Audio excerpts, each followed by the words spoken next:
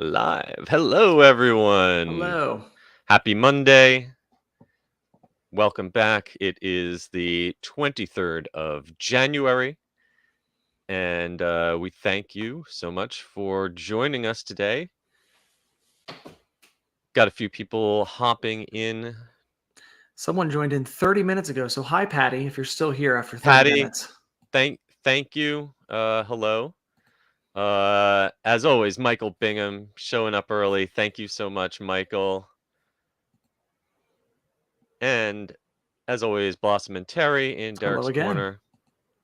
Good to see everyone. We are going to last week we had like the longest show ever. Yeah. This week will be a little tighter, we promise. We'll get you in and out.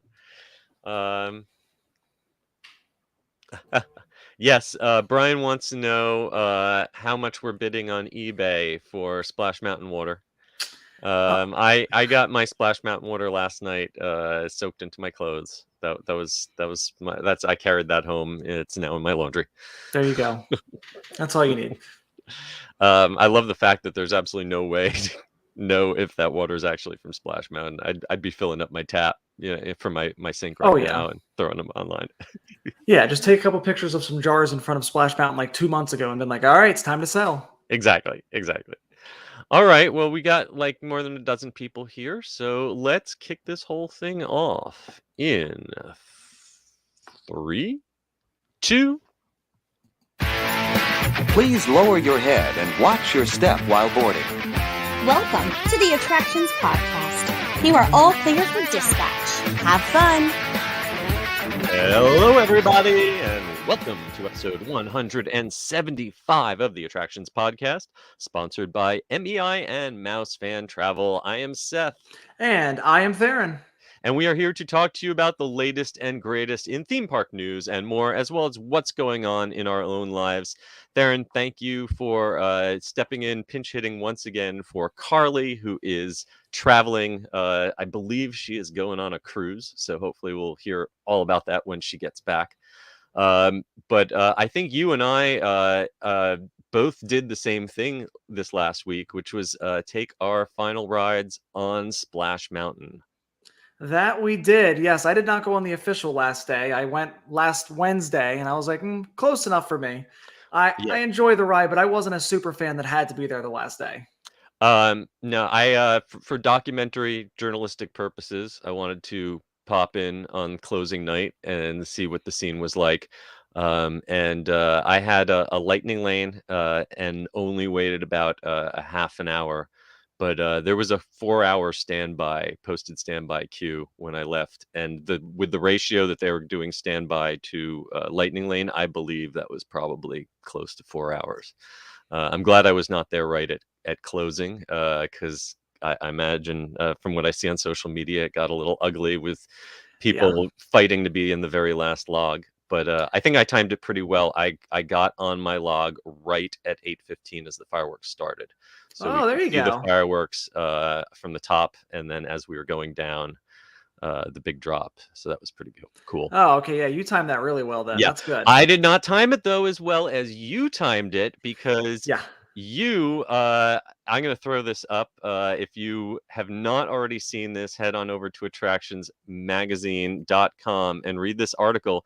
Tharin had a very, very lucky boat ride. Why don't you tell us about it? So I went on last Wednesday, and Splash Mountain had been down for hours and hours and hours. It was like 4 o'clock in the afternoon, and I was like, this ride's never opening today. Something major must have happened. Some friends and I were there, and all of a sudden we see them sending some log flumes down the drop with no water. They don't need water to drop, but it's very weird for Disney to not have the water. It's kind of like a show element for them. And all of a sudden they're sending them. We see cast members walking around, a line starting to form. And once we see one of the vehicles that was tagged for maintenance go around a second time, we know that they had tested every vehicle, had sent it through. So we're like, all right, this ride's about to be reopening. We jump in the line, and I actually have a video about these Imagineers being seen testing the ride. And when I was recording, initially I was just videoing the queue, and I didn't even realize until later that they're in the video. That's why I end up circling them in it. So we get on this ride, and my friend is like, why do those people in front of us look so familiar? So the vehicle right in front of us was empty. The one right in front of that was full of the lead Imagineers working on Tiana's Bayou Adventure. Mhm. And we didn't recognize all of them, but going through some of the photos and videos that we got, this was the lead Imagineers. I mean, those are executives for Walt Disney Imagineering. And they were pointing at different elements. We could tell that they had headphones in and they were listening to music. So it's our best assumption that they probably have some of the music and the audio for the upcoming Tiana's Bayou Adventure attraction. And they were testing it while they were on the ride before they start some of this deconstruction. Yep. I got insanely lucky. That I didn't time it, I didn't plan it, didn't know they were there. It's just we happened to be behind them. We happened to get the photo and videos. And so, you can see some of our photos and pictures and stuff of them pointing to specific stuff. We don't know what it's going to be, but we know that they were actively checking stuff out. Yeah, I know there's both the article on attractionsmagazine.com and you posted a YouTube video. Yep. That was a very lucky find. And I especially love that you scanned to get their photo pass Oh, yeah. picture of coming down the ride for evidence. Oh, yeah. I love it. I love it. I was like, well, it's right there. You might as well. Well, good night and God bless to Brer Rabbit and his friends, but I am excited to see Tiana's Bayou Adventure coming up by the end of next year, because frankly, my last ride through was kind of disappointing in the sense Yeah. of seeing how few animatronics were fully working. I don't think that there was a single scene that has every show element still intact. From Yeah, I burnt agree. out lights to the very first animatronic frog you see only had one eye moving, which so was just winking at you. No $1 million bouncing bunny animatronic. Every not even fountains in the laughing place. No water fountains in the laughing place. So it's time for Splash Mountain to move into Disney history, move into Yesterland. And I say, bring on Tiana. Yes, I'm very excited for the new attraction. And I agree when I wrote on that, because this ride of getting them was the only ride I did that day. Yeah. And man, those animatronics, the lights, even some of the speakers, it struggled to its last day. This is not the Splash Mountain of your childhood in the early 90s. No. This is this is a pale copy of that original Splash Mountain. And if this is what it takes to get a e-ticket that is worthy of the wait, that's fine by me. Yeah. So all right, well, let's move on and kick off today's show by jumping into the news in the queue.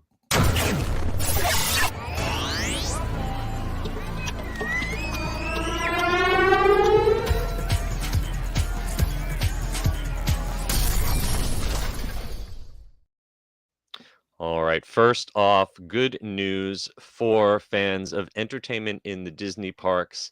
Our publisher, Matt Roseboom, got to meet with Disney Parks chairman, Josh D'Amaro. And among the things he said is that live entertainment is coming back to the parks, not a moment too soon. Yes. And one thing I think it's important is he said all, quote unquote, all entertainment is coming back, but he didn't say specific ones. So yeah, Matt kind of mentioned it's returning, but it might not come back in the way that you necessarily saw it before. So yeah. There's a lot of wiggle room in this, and we should say that this was a on-the-record meeting that Matt and some other journalists got to have with Josh D'Amaro, but they were not allowed to record it. So we don't have exact quotes. We just kind of have the gist of what he said. But we do know that the Ariel meet and greet and the Beauty and the Beast, the Enchanted tales, are coming back. So that's evidence that they are listening to guests who want live entertainment back in the parks. I know he was asked specifically about things like the Citizens of Hollywood, or the Citizens of Main Street, I'm sorry, and the Red Trolley Newsboys. I don't know if the Red Trolley Newsboys are ever going to come back. That's a tough one. But I would love to see Citizens of Main Street and other things like that coming back. And Josh did talk about how much he loves the Disneyland band and his respect for live entertainment. So that's a good thing.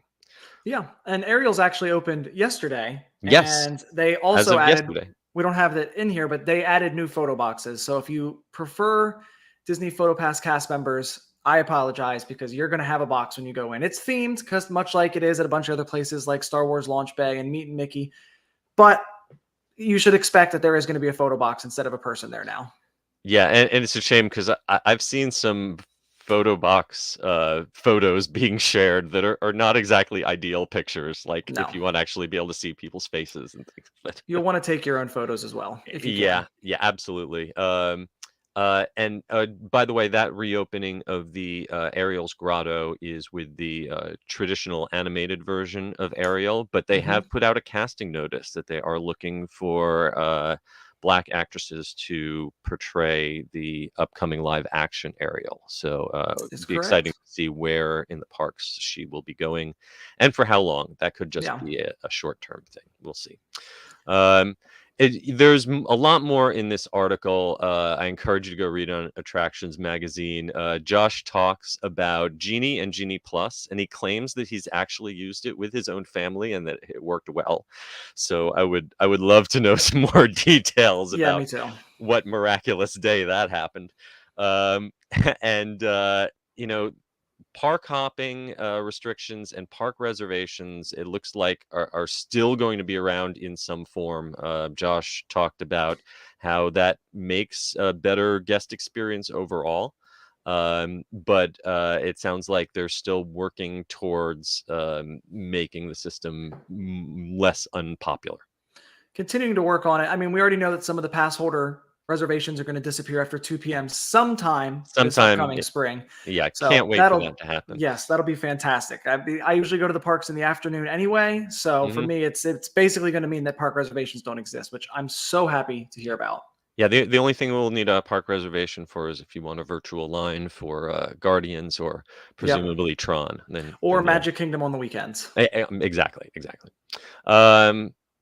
So there's a lot more here talking about whether Disney Plus has affected the theme park budget, some of the expansions that might be coming up. It's a great sort of I can't quite call it an interview because there's no quotes, Yeah. but it's a great report that Matt wrote up. So I encourage you to read that. Next up, Disneyland Magic Key annual pass sales have resumed, and I am shocked to say that as of right now, I checked it, and they are still on sale, at least some of them. That is surprising. Yes, the last time that Magic Key passes went back on sale, they disappeared in like a day. This time, whether there's less demand or more supply, they went on sale on January 17th. And as of right now, you can still get an Inspire key for $15.99. That's the top of the line. A Believe key for $10.99. Or if you are a Southern California resident, you can get an Imagine key for $4.49. The key I personally have is the Enchant key, and that is still sold out, but you can renew if you've already got one. Yeah, I was a little shocked that these did not go as quickly as the last time. In fact, if you even look at it before, whenever these went on sale, there would be a wait list all day, and now you can kind of just click through and go right to add to cart. So yeah, I think that's definitely an increase of supply in that sense Mm-hmm. because I feel like the demand has continually been there and it gets sold out and all this stuff happens. I think this is Disney starting to relax the pass holder reservations a little more and going, yes, especially at Disneyland, they're such a big part of it and they're probably a very large part of their income as well for a lot of these upcoming events and special moments. So for the 100th anniversary of the Walt Disney Company, they probably said, here, come into the park, flood our park every day. Hopefully. Yeah. And I did note that I've got my Enchant key and I'm making a visit out to Disneyland for some of those openings coming up that we're going to be talking about. And I noticed that as of right now, except for a couple days, there's a lot of park pass availability still for annual pass holders. So hopefully that that will remain, because I would hate to get out there and then have to actually buy a ticket on top of my annual Yeah. pass just to get in the park. So if you want to pick one of these up while they're still available, and although they're still being sold now, they can disappear at any time. You go to Disneyland.com and look for Magic Keys. Hopping from Disney to Universal, the first portion of Universal Orlando's Mardi Gras concert lineup has been announced for 2023. The Good Times roll starting on February 4th with Patti LaBelle, a true classic Queen of Soul. And we've got the concerts announced through March 5th. Tharin, which of these are you excited about seeing? To be honest, I don't know a majority of these people. I know the Goo Goo Dolls. I I do know know the them. Goo Goo Dolls. I was gonna say I'm dating myself. Some of these, like I'm not even sure how you pronounce JVKE. So that I'm gonna go with it's Juke. I Juke. just feel All like right, that's let's do usually that. Let's do like that. that. Maren Morris. Sorry, Juke is on February 10th. Goo Goo Dolls, February 11th. I'm sure that's some name recognition along a wide demographic. So that'll probably be a busy one. February 18th, Maren Morris.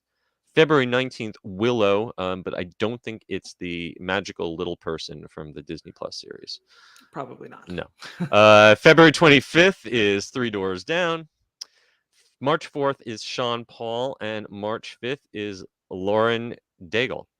And the event keeps running through April 16th, so expect another wave of concert announcements to be coming soon.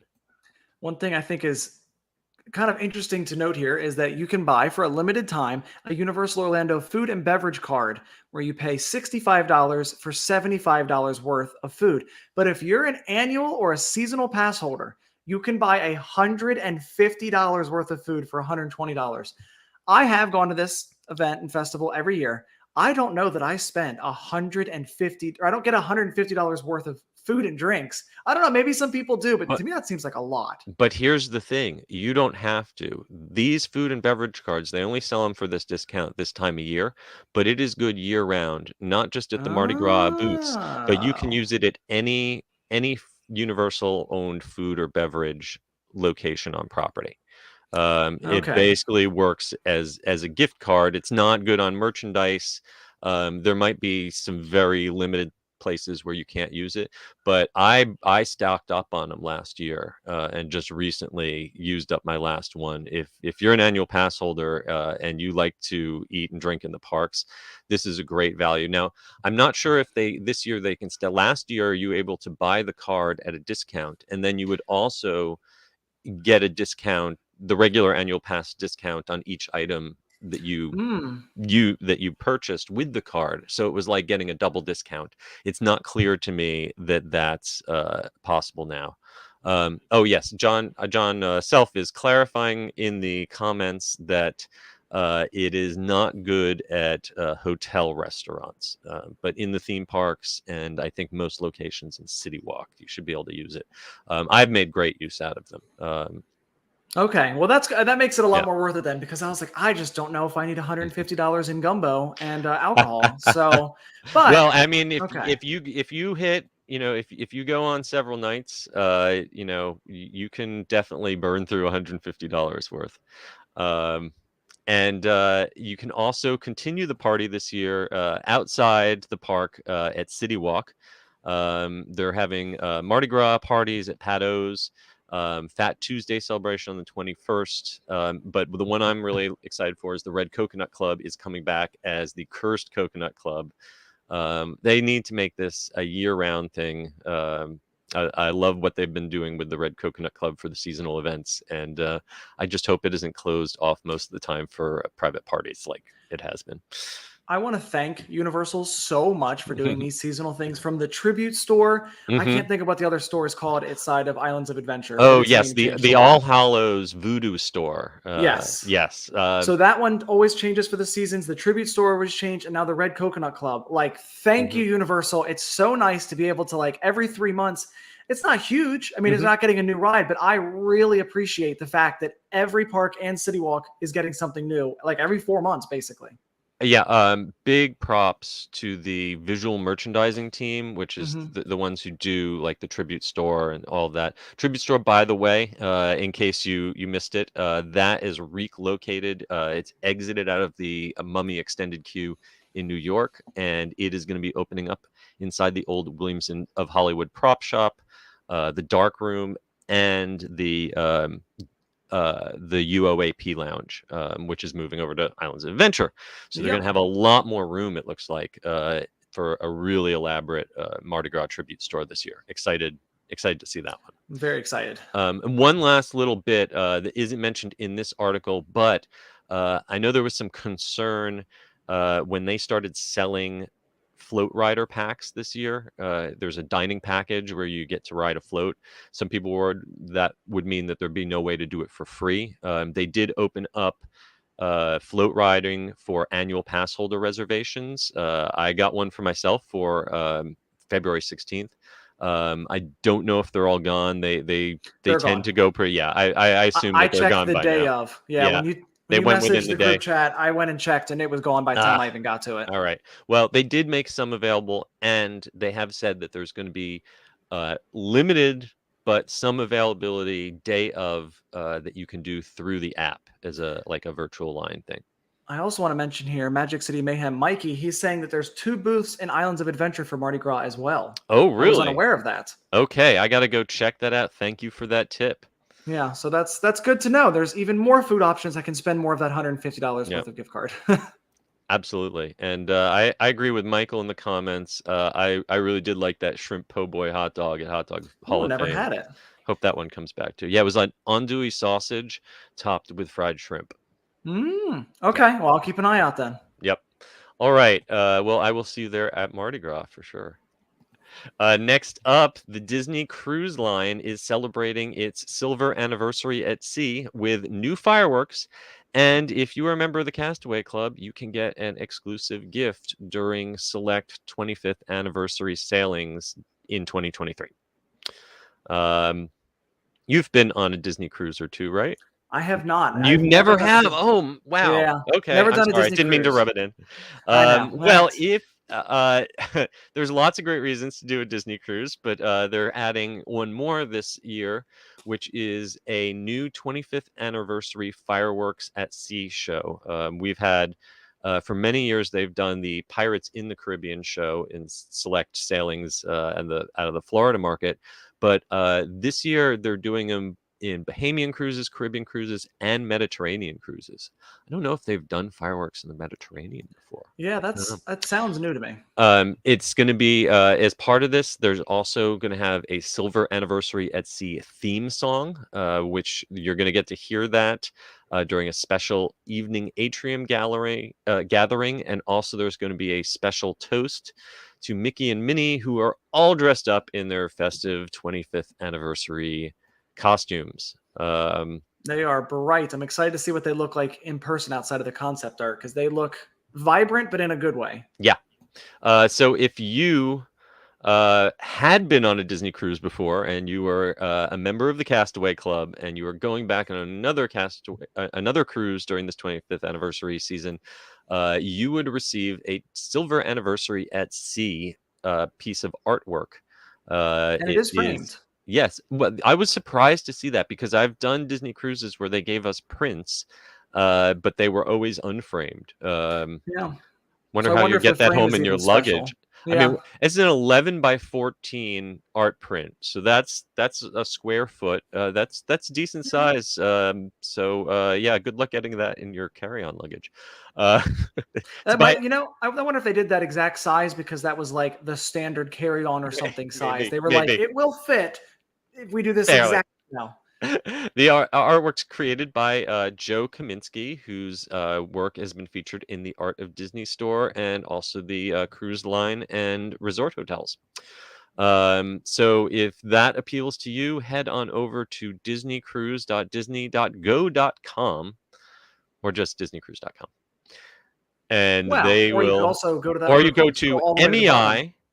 You could Uh-huh. also go to MEI and Mouse Fan Travel, I was going to say, it's right at the bottom of the article. You can click it right there and get yourself set up. and they will help you out. Yes, they will. All right. Moving from C over to Orlando again. Exciting news at the Epcot parking lot. No, the trams are not yet back, but we've got new names and signage. Characters have taken over the Epcot parking lot. Say goodbye to Imagine, Discover, and Create. And Uh, explore. Explore. Now we've got Wally, Eve, Rocket, Gamora, Moana, Hey Hey, Crush, and Dory. And I think it's smart that they split, kind of like the Magic Kingdom parking lot. They go, now we have a space and now we have an Earth section. Mm-hmm. So I don't. Yeah, yeah. I mean, I know there are people who have very strong feelings about this change, and haven't been shy to share it on social media. For me, it's kind of like eh, okay. Yeah, I was like, to be honest, I don't. I mean, like, I certainly do not have a heartfelt memory of a parking lot. I understand that that is something that's, that was a part of Epcot. It is a traditional part of Epcot, but it is also a parking lot. And overall, if I was Disney, I think this makes so much sense. Split into two sides, and no one remembers. Was I Explore 44? But they do remember. Oh, we parked at Rocket because my kid Yeah. said it 46 times as we were getting out of the car. Well, I mean, it's been 40 years, but I can still remember that we parked in Chippendale when I visited the Magic Kingdom in 1982. So, yeah, I guess this will help. Hopefully, I mean, the ultimate goal of the parking side is to keep people from losing their cars. Yeah. So yeah. if like the kids seeing Wally as soon as they get out of the car helps you remember which lot you're in, I'm all for it. I just hope that like this was like a project that they had to get done before they brought back the parking trams, and now that this is done, we can see the parking trams come back. Yeah, like something like That's they what I'm had to hoping. theme one of the parking trams to Earth and one to space, and they were like, "Well, we can't have those come out without people knowing." Or, I don't know. Yeah, I do hope because Disney themselves, we have an article on it that they are past their own marker Oh of yeah, when yeah, they yeah. said it would open at Epcot and Hollywood Studios. Disney themselves set a date, and they did not make their own date. So hopefully, this is a step towards them being able to bring those trams back. We'll see. Yeah. And I liked the talk online of people saying that every one of those characters is represented in the park except the Wally characters. And so they said, do you think that's perhaps what the Play Pavilion is turning into now because it's not supposed to be the Play Pavilion anymore? Could Wally and Eve make some kind of presence in the park? Because every other person has something pretty big. Well, I certainly would not complain about Wally or Eve joining the park. But I'm not expecting to walk into that Play Pavilion anytime soon. No, I don't think it's happening soon anymore, unfortunately. I don't know if they were originally supposed to be part of the Play Pavilion. Yeah. I don't know if they were going to have any element there. Maybe they're just going to be added into Mission Space. Like you'll be hurtling towards Mars and you'll just see Wally and just Eve fly floats by. Yeah. We got to have characters in every attraction, right? Yeah, I love Wally and Eve though. So to be honest, that's one of those that I'd be like, okay, you can kind of push them into something. I'm all right with this. I'll even be fine with the Wally that very rarely shows up in the parks or for special events that drives around. You can meet. If he just showed up at Epcot, I would be there day one to do that meet and greet. Absolutely. Okay, well, we've got one last piece of news in the queue, and that is that Sesame Place San Diego is making a splash with a couple new attractions. For summer of 2023, they're adding the Count's Splash Castle water play area and the Sunny Day Cafe character dining. And these are the first two new big additions they've made since opening the park last March. I don't think you can ever go wrong with a gigantic water kids play area. And when can you go wrong on especially a park like this that's so focused around kids, like character dining and a water play area? I feel like this is just not to say that they did it because it was safe, but I feel like this is a super safe bet. It's going to be incredibly successful. I mean, if you're visiting the park, especially in the middle of summer, Mhm. a water play area, how could you go wrong? Yeah, absolutely. If you're not aware of Sesame Place San Diego, this started out as a water park, and then they kind of added on a Sesame Street theme and a Sesame Street dry area that's very similar to the Sesame Street land that we have at SeaWorld in Orlando. So it's kind of a hybrid park with a lot of water elements. And this new one, the Count Splash Castle, is a huge one. It's got 111 play elements. It's got giant tipping buckets that dump 1,300 gallons of water. It's got 3 water slides. It's double the size of the old splash area. And I got to say what this reminds me of. I grew up going to Sesame Place in Langhorne, Pennsylvania. And back in the day, they had a thing called the Magic Mumford's Amazing Water Maze, which was before they had splash pads and all that. It was like an obstacle course that you would climb through where you get blasted by hoses of soaking water, and I thought it was the coolest thing ever when I was a little kid. So this looks like the next generation of that. So I'm very jealous of kids out in San Diego who get to grow up playing on that. Yeah, they As get to for explore. Yeah, and as for the character dining, Sunny Day Cafe is 5,000 square feet. It's got a family-friendly buffet-style service, and the characters don't just come out and do photo ops, but they also sing and dance. It's supposed to be a immersive character opportunity with I see Elmo, Big Bird, Cookie Monster back there, all your friends. Yeah, again, this is I feel like a good opportunity for this kind of place. And it even says there's going to be special events and dining activities throughout the year. So, I mean, you could do easy overlays for this, kind of like how they do overlays at the park here at SeaWorld Orlando, how they just do little changes to kind of have a Halloween parade or a Christmas parade. You could definitely do that there. And this is going to be a favorite by families, I assume. Yeah, for sure. And in addition to all this, they've also got 18 rides. They've got a daily parade, and they do lots of seasonal events from Elmo's Extravaganza in the spring to a very furry Christmas. And they've got some reasonably priced annual passes. So you can check that out at sesameplace.com/San-Diego. All right. All right. That brings us to the end of the news and in the queue. But before we finish off with our main attraction, it is time to hear a word from our sponsor. The Attractions Podcast is brought to you by MEI and MouseFan Travel. Whether your next vacation is a magical trip to the theme parks, an exciting adventure to the pyramids of Egypt, or just a relaxing cruise on the turquoise waters of the Bahamas, MEI Travel provides premium service and expert advice to help you get the most of your vacation. They are always free of any hidden fees or costs to you. Visit them at mei-travel.com. It's time for the main attraction. Okay, for this week's main attraction, there's a lot of new entertainment and attractions coming to Disneyland for the Disney100 celebration starting on January 27th, and we're going to run them down. First up, we've got shows, and the first one is Wondrous Journeys. It's the new nighttime fireworks spectacular at Disneyland Park. It's going to have references to all 60 Disney animated movies, including Treasure Planet. Woo! I didn't know anyone remembered Treasure Planet but me.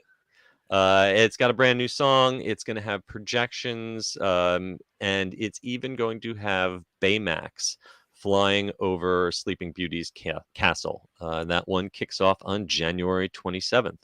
And I'm loving this concept art from the Encanto house. I think that looks really good. And I mean, of course, Disney for years and years now, they've killed it with their projection mapping, and Disneyland really uses some special for Baymax flying over. They usually do some special stuff like with that, like when they did the Up House a couple years ago. So I think it's going to be a really interesting and good show. I'm excited to see it. Yeah, I have high hopes. I liked Disneyland Forever. I loved Remember. Remember will always be my favorite Disney fireworks. But I hope with new technology, this new flying Baymax, that this will be a good show to see. And I'm very curious, especially to see how they are going to handle fireworks and crowd control with Toontown, because they are Hmm. going to be opening a brand new ride. We're going to talk about it in a second. And traditionally, Toontown has had to shut down for fireworks. So let's see what That is happens with true. that. Um, Also up on January 27th is World of Color 1, a brand new version of World of Color that's going to include characters from Disney and Pixar, but also the Avengers and Star Wars. Um, and this is one, if you want to see it at California Adventure Park, you are going to need to use the virtual queue in order to get into the viewing areas. And that is going to kick off every day at noon. I'm glad you don't have to wake up at 7 a.m. for this show. I appreciate that they're doing that. 12 Well, o'clock, that's reasonable. you don't have to wake up at 7 a.m. for World of Color, but you do have to wake up at 7 o'clock if you want to ride Mickey and Minnie's Runaway Railway. That's It's the true. last big thing dropping on January 27th. It is a copy with a few tweaks and a more impressive queue of the ride that we have here at Disney's Hollywood Studios in Orlando. It is going into Toontown, which is closed, and the rest of Toontown is not going to be reopening until March 8th. But you'll be able to ride Runaway Railway starting on January 27th, but you'll have to use the app starting at 7 a.m. if you've got a park reservation for Disneyland Park, or at 1 p.m. If you're park hopping. And if you've never done Mickey and Minnie's Runaway Railway, I know a lot of people hated on the ride first came out because it destroyed their beloved great movie ride. But all that aside, I really do enjoy Mickey and Minnie's Runaway Railway. I think it is a very colorful ride. I love the use of the projections. There's so much stuff to see inside, and I Mhm. think it definitely has re-rideability built in. Absolutely. So I think in a lot of ways it's kind of like a rise of the resistance for little kids. it is, yeah. It's got great environments, really smart use of both physical sets and projection mapping. I think there with like the dance rehearsal scene and stuff, the cars make really fun use of their movements. And it's something that the whole family can enjoy together. It's really re-rideable too, because you It get a is. different perspective depending on which car you get in. And there's also lots of little hidden details. If you don't want to look at Mickey and Minnie, watch for Pluto and the picnic basket, Yes. or look for the crab. There's a hidden Yes, of the hidden crab, crab. or the octopus with the trumpet. Like there's so many great little things to keep you interested ride after ride, which makes it a shame that you're only going to be able to ride this once per day using the virtual queue system. Hopefully eventually that will go away. They got rid of Yeah. using virtual queue at Rise of the Resistance and Web Slingers out at Disneyland. And Rise of the Resistance typically has a much shorter wait at Disneyland than it does at Walt Disney World, because there's just a lot more to do in that park. So I Yeah. think I think after a few months or a year, once the newness of Runaway Railway dies down, they'll probably be able to switch to a standby system. If you don't want to deal with the virtual queue, you can also just shell out some cash and buy a Lightning Lane pass. Or if you want to do it twice, do both. I've done that before for Cosmic Rewind here at Epcot, and Absolutely. you Yep. just want to, do it again and again. So as we mentioned, March 8th is the day the rest of Toontown reopens. I am leaving on the 7th, so I am Oh, hoping that there is a soft open and that they don't just keep the walls up until opening day. But it's going to be very similar to the old Toontown, less concrete, more grass. Or at least artificial grass. There's going to be a nice tree to lounge under. The gadget coaster is going to be back with a slightly different name. Donald Duck's boat's going to be there. Goofy is going to have a playground still. So most of the old Toontown is there, just with a slightly fresher look. can't complain about that. No.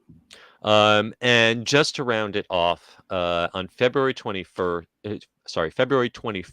the Magic Happens daytime parade is finally coming back. This parade was like the most ill-fated parade because it launched just like a week or two before the pandemic started. and never got to really find its audience. So looking forward to that stepping off again in Disneyland daily. Keep an eye out for platinum infused decor throughout the Disneyland Resort, including medallions, banners, and statues. Magic Band Plus is at Disneyland now, and they're going to be rolling out some new unspecified features. And of course, there is food and beverages and merchandise galore. And we've got an ultimate foodie guide, so you can kind of pre-plan all of your calorie intake for the day before you Yes. even get there. All the Yes. magical, delicious food and drink items. Yes, there's a great guide breaking down all of the stuff that you will be buying, taking Instagram photos of, and then throwing out after 2 bites. Sorry, did I say that out loud? Might have. On my internal voice, sorry. Finally, one last little attraction that we are getting is on Main Street in the Opera House lobby. Before you go in and see Great Moments with Mr. Lincoln, you'll be able to check out a new 100 Years of Wonder exhibit that's going to have original artwork of Disney animators and also artists paying tribute to films and attractions in the Disney Empire. Definitely, that's going to be a cool must-check-out exhibit for Yeah. those super Disney fans. If you watch the Imagineering story, I feel like this is a must-visit when you go on your next trip. Yeah. Original artwork and seeing the transition from those animated movies to what we have now, I mean, that sounds Yeah. great. And I'm glad when they update little things like that. The whole Disneyland story, Opera House, Mr. Lincoln, a real hidden gem. A lot of people overlook that, heading down Main Street to get to whatever ride they want to go on. But it's something, every Disneyland fan has to do at least once a trip. Definitely agree. All right. Well, that just about brings us to the end of a show. I told you I would bring you in a little shorter than last time. But thank you so much, Tharin, for joining us again. Always happy to join. And I want to thank our sponsors, MEI and MouseFan Travel. And I want to thank all of you out there for heading on over to Apple Podcasts and giving us a review or leaving us a rating on Spotify. Finally, if you want to find more coverage from us and Attractions Magazine on the interwebs, Tharin, where can they find you? You can find me at Tharin White, or as I always say, just follow Attractions because I just retweet and repost their stuff anyway. Absolutely. You can find me at the UG Series on Twitter, at the Unofficial Guides on Instagram, and at theunofficialguides.com, where you can pick up copies of my new books. But you can also find the entire Attractions Magazine crew all day, every day at attractionsmagazine.com, at Attractions on Twitter, at Attractions Magazine on Instagram, youtube.com/attractionsmagazine, and on TikTok at Attractions. And until next week, we hope that you folks stay safe, try something new, but most importantly, have fun. See you See you again next time. Bye.